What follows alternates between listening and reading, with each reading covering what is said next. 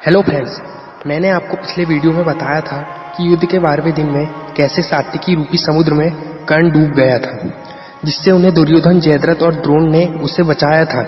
आज मैं युद्ध के 14वें दिन की बात बताऊंगा कि कर्ण सात्विकी के बीच में हुए युद्ध का परिणाम क्या निकलेगा। तो चलो अब हम शुरू करते हैं। जब अर्जुन ने जयद्रथ का वध कर दिया था, जिससे आक्रोश में आकर अर्जुन पर अश्वत्थामा और कृपाचार्य टूट पड़े, पर अर्जुन ने उन्हें घायल कर दिया और वो वहां से भाग गए।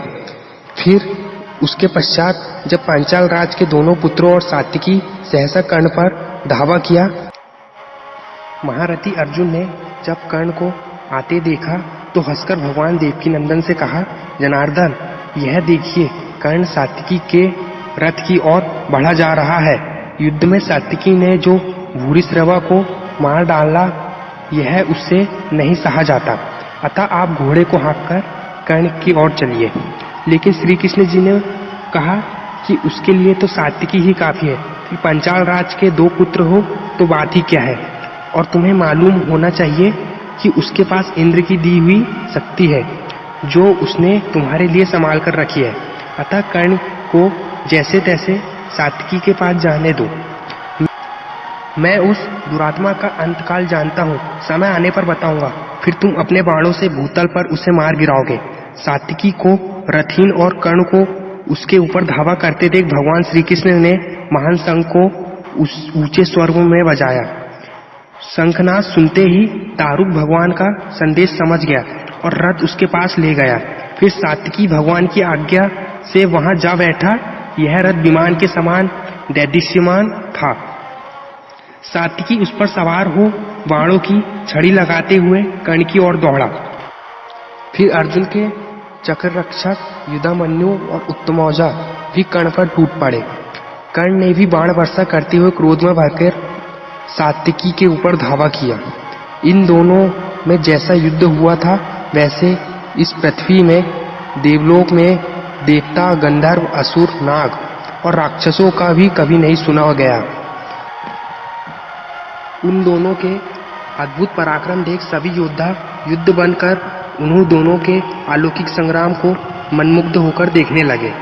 दारुक का सारथी कर्म भी अद्भुत था। वह कभी आगे बढ़ाता, कभी पीछे हटाता, कभी मंडलाकारों में चारों ओर घुमाने लगता और कभी बहुत आगे बढ़कर सहसा लौट आता। उसके संचालन की कला देख आकाश में खड़े हुए देवता, गंधर्व और दानव भी विस्मय विमुग्ध हो रहे थे। सभी बड़ी सावधानी से कर्ण और सात्विकी का युद्ध देख रहे थे। वे दोनों वीर एक दूसरे पर बाणों की झड़ी लगा रहे थे। सात्विकी ने भी अपनी साइको की चोट से कर्ण को खूब घायल कर दिया था। कर्ण भी भूरिश्रवा और जलसंध की मृत्यु से कुपित हुआ था। वह सात्विकी को अपनी दृष्टि से दग्ध सा करता हुआ बारंबार बड़े वेग से धावा करता था, किंतु सात्विकी उसे कुपित देख अपनी बाण वर्षा के द्वार से बराबर उसे भीनता रहा। रण में दोनों एक दूसरे के अंग को छेद रहे थे। थोड़ी ही देर में सात्विकी ने कर्ण के संपूर्ण शरीर में घाव कर दिया और एक भल्ल मारकर उसके सारथी को भी रथ से नीचे गिरा दिया। इतना ही नहीं, अपने तीखे बाणों से कर्ण के चारों श्वेत घोड़ों को भी मार डाला। फिर ध्वजा काटकर उसने रथ के भी सैकड़ों टुकड़े कर दिए। इस प्रकार सात्विकी ने आपके पुत्र के देखते देखते कर्ण को रथहीन कर दिया। तब कर्णपुत्र वृषसेन, मद्राज, शल्य और द्रोण नंदन अश्वत्थामा आकर सात्विकी को सब ओर से घेर लिया। उधर कर्ण को भी रथहीन हो जाने से दोनों सेना में हाहाकार मच गया और कर्ण तुरंत ही दुर्योधन के रथ पर जा बैठा। सात्विकी कर्ण तथा आपके पुत्रों को मारने में समर्थ था, पर उसने अर्जुन और भीमसेन की प्रतिज्ञा को याद रखते हुए नहीं मारा। सो दोस्तों, आपने भी देखा है किस तरह सात्विकी ने भी कर्ण को जीवन दान दिया है। धन्यवाद।